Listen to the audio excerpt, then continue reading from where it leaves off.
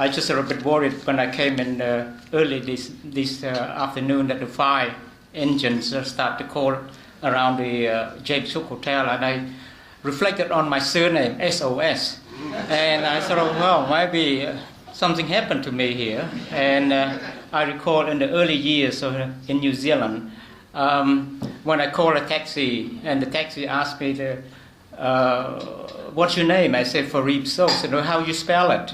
What is your surname? SOS. And I would say I waited and waited. I don't think the taxi will ever come. So I learned to use my first name, Farib. Yeah. But thank you very much for the privilege of inviting me to just a brief outline about my background. But before I sort of talk about the challenge of growing up in Cambodia, talk about the physical environment that I live, the social and political environment, I'd like to show you a few of the photos so that you can have perhaps a snapshot of what I'm talking about. Could you just so start there? Just that is the photos of the capital of Phnom Penh in recent years. Much worse in the early years before I came to New Zealand in the early 50 or 60.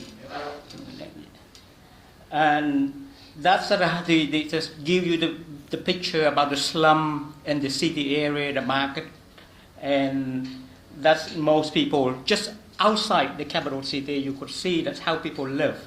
The fly, the mosquito, the sanitary condition. If you're not be careful, you can walk over somebody else's feces, and really it's really unhygienic, and often it reflected on myself that how lucky I am to be alive today. I virtually thinking of myself, I live on borrowed time. But before you just show some more of that, just finish. Yeah, that's how you see look at the dentist, trying to cleanse the children in that environment.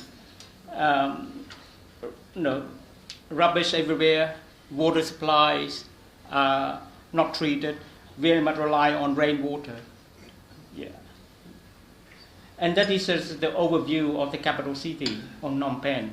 You have the Mekong River, the Tonle Sap, that especially the Mekong River and Tonle Sap area that I used to learn how to swim when I was at a younger age. Just a crowded city, traffic's everywhere. That is another slide of the capital city, the marketplaces, traffic. Everyone had the rule to themselves. We don't have much of the traffic rule, really.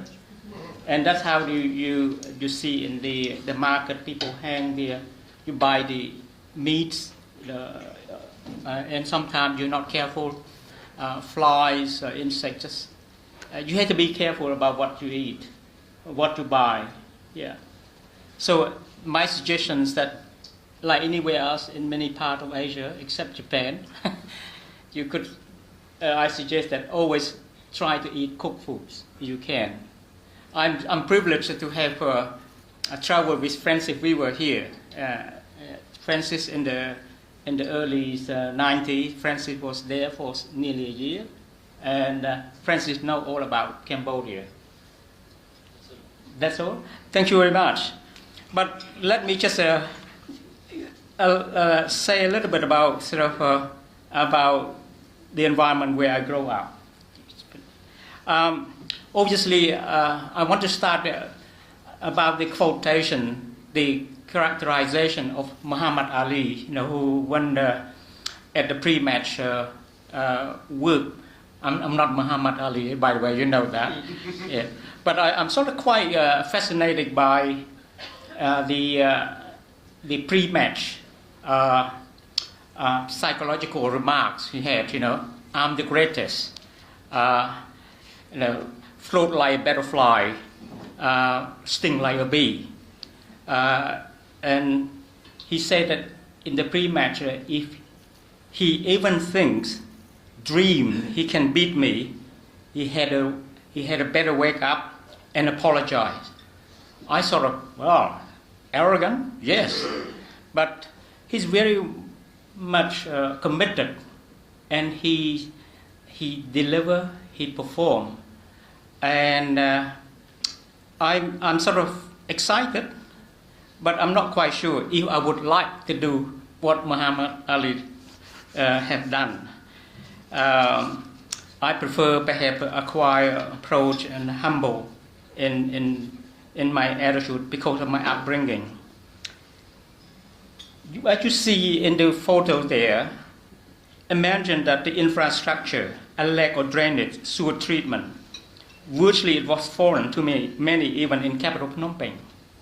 People would obey the call of nature wherever, whenever convenient. There was not much of education about personal hygiene, about sanitary condition, or teaching that good personal hygiene equal to good health. The lack of clean water supply, treated water for drinking without boiling, was an understatement. I say to you, imagine that you have to compete with the insect, the fly, the rodent for limited food supply. If you take your eye off your food, you could be assured that the fly would land and help themselves. And if you persisted to share with them, you know what will happen. I say again, what I'm trying to say, that I'm really lucky to stay alive until today. Mosquito, fly, and poisonous reptile were some of the challenges to fend off, especially when you wanted to do your schoolwork in the evening. Even if the mosquito nets are available, they still manage to enter. Don't dream of electricity. The electricity is very much for the elites and the privileged. People use candle or rags to light and read from a light at night. Electricity was just really expensive. I want to ask you, how many of you experience coming home from school, waiting for mom to light the fire, boil water, cook rice? All this took time. When you were waiting for food to be cooked, your stomach was roaring. You were so hungry, and yet you're often falling asleep without food. Now I clearly understand the difference between eat to live and live to eat. What and where is the next meal? Most of the time there were no choice, not much choice at all. My early life was full of challenge. Imagine there's no refrigerator, there's no food storage, not being sure where the next meal would come from. The whole physical environment was not conducive to healthy living and growing. There was a huge gap between rich and poor. One can read and learn about all the hardships, but I lived and experienced this, and determined to find a way to overcome this. My parents constantly reminded me that it would be hard for me to hold a big pan, which they mean a spade used to dig the ground and plant the rye at the paddock. The best future for me, as they saw it, rests with me to learn how to handle a small pan. And to them, this means education. They kept me very busy every day. At about 7 years old, before school, I helped my mom do the cooking, the housework, the cleaning. She sometimes fried banana, and I had to go to hawking them in the village before going to school. After school, I had to help her with housework, but sometimes I sneak out to play soccer from time to time. In the evening, as a routine, I had to do homework until late at night. It was challenging. You try to concentrate on the homework. The mosquitoes were keen to taste me and my blood. Between 12 and 16 years old, I recall my life continued to be extremely busy with housework, school, part-time paid work to support myself, cover expenses for extra educational guidance, including night and weekend classes, sleeping time, if any more than 6 hours. It is luxurious for me. I was at times disappointed with my parents, asking them, why do you have me? Why do I have to work long hours? I would tell them, if they could not support me, why bother having me? Years later on, I start to realize, to appreciate my parents' vision in instilling in me the working ethic. The foundation of this ethic is always working hard to try to do things better. I am told it's better to try than to fail to try. Now, to turn to the social and political environment, growing up in Cambodia also enabled me to live and mix with other ethnic groups such as the Vietnamese, the Chinese, the Malays, the Cham, the French, the Khmer, indigenous majority, and I understand the cultural differences, the historical rivalries among the group. At the grassroots level, we live together happily, but occasionally we have, you may call it, nationalists, exploited and manipulated the people for their own political ambition. I experienced the prejudices, the stereotypes made by some individuals within a group about other outside their own ethnic group.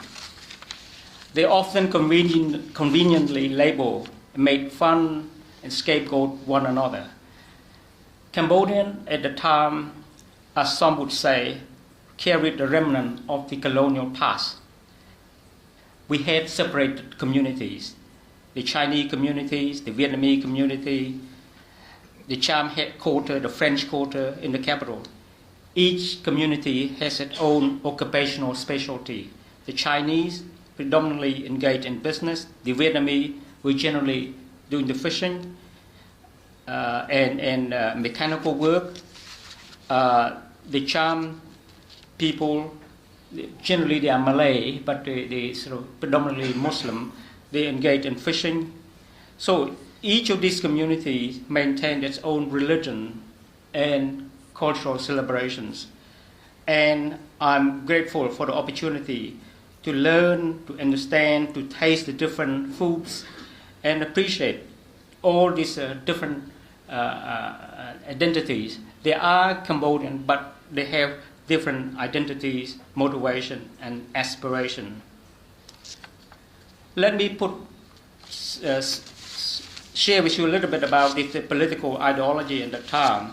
The predominant nature of political ideology, I understood at that time, you either belong to the red faction, it meaning communism, or to the blue, meaning capitalism.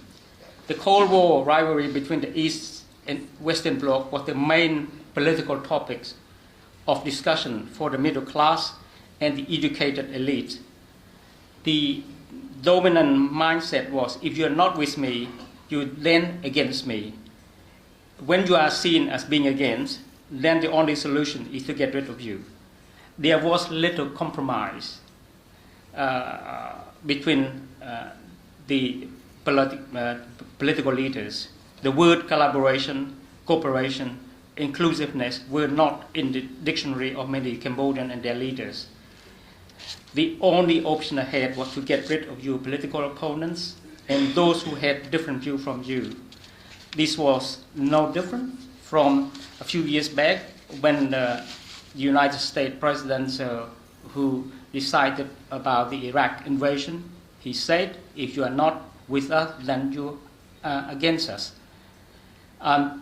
Almost half a century later, I feel that we have not changed. We continue to exploit and label ourselves and continue to repeat, the history continue to repeat itself. So what I have learned from this journey, growing up in war years allowed me to observe, experience the suffering of many. War years led me to question more about the nature of conflict, the economic and political posture of country leadership. Every war was fought as the promoters say, for the benefit of the mass and the common good. But my experience tells me otherwise.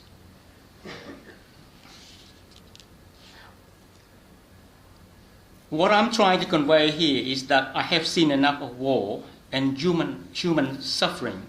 I do not wish to see history continue to repeat itself. This is one of the reasons that I involve myself with VSA and Asia Forum work and continue to challenge myself to learn more about myself, about the world around me. For me, learning is for life. We must move beyond the past and challenge the traditions and practices that did not offer a long-lasting solution. We can't go on using our might as the only means to resolve human conflict. It has been a long journey for me. Life is about being positive, persistent, disciplined in order to get where you want to go. It is one small step at a time, and everything is about people for people. It is about inclusiveness, it's about tolerance, about respectful of the differences. The differences in my mind are the spice of life. Life is about trying to be fair, and I see that being a New Zealander means being fair-minded, allowing everyone to have a fair go at everything. We like the competition, but generally we like to compete on a level playing field where everyone understands the rule of the game. Life won't be much fun if the All Blacks continue to thrust the opposition team all the time. It takes great pride not to be cheated, but the team continues to refine its techniques and game plan to reflect and counteract the new tactics of the opposition. In summary, the learning I have experienced is that I can't be complacent about any positive outcomes to date. I must continue to refine, strengthen, add value to the existing knowledge and service. I feel it is critical to be flexible and learn to adjust and adapt to any changes in the environment settings. I have learned one thing. If I do not broaden my horizon and make a personal commitment to learn and adjust to the constant change, I feel I have shortchanged myself. I have no one else to blame except myself. The message is that I am responsible and accountable for my own destiny. As I said, learning is for life, as there is so much to learn and experience. I'm constantly learn to think again, as there are many things we have still yet to discover and understand.